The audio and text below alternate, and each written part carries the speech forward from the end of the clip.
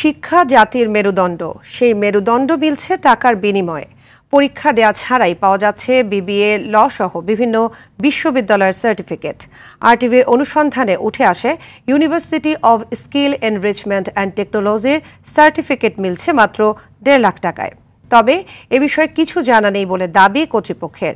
তদন্ত করে অবশ্য দায়ীদের বিরুদ্ধে ব্যবস্থা নেওয়ার কথা জানিয়েছে বিশ্ববিদ্যালয় মঞ্জুরি কমিশন।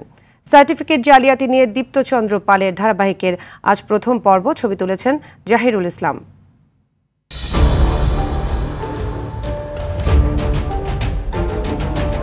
এটা আমাদের ছিল। টাকার বিনিময়ে বিশ্ববিদ্যালয়ের সার্টিফিকেট, পড়াশোনার দরকার নেই, লাগবে না পরীক্ষাও, এমন তথ্যের অনুসন্ধানে নামে আরটিভি।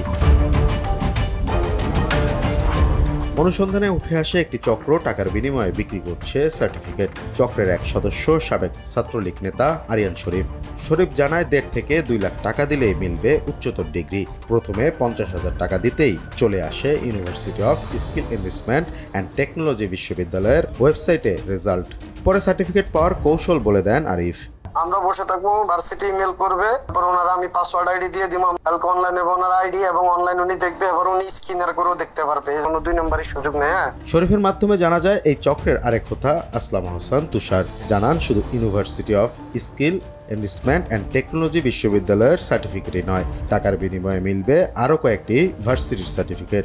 আপনার কাছে যদি কেউ বলে যে ভাই ফিজিক্যাল ভেরিফিকেশন নেব, ইউনিভার্সিটিতে গিয়ে পরীক্ষা দিব, তাইলে আপনার রাজশাহী সায়েন্স এন্ড টেকনোলজি আছে, বুঝছেন?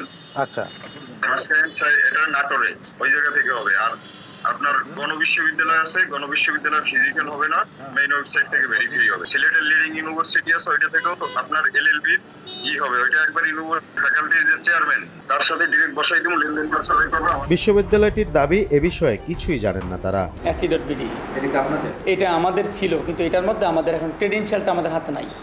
হ্যাঁ, যার জন্য এটার এই ইমেলটা আমাদের হাতে নাই। এই ইমেলটা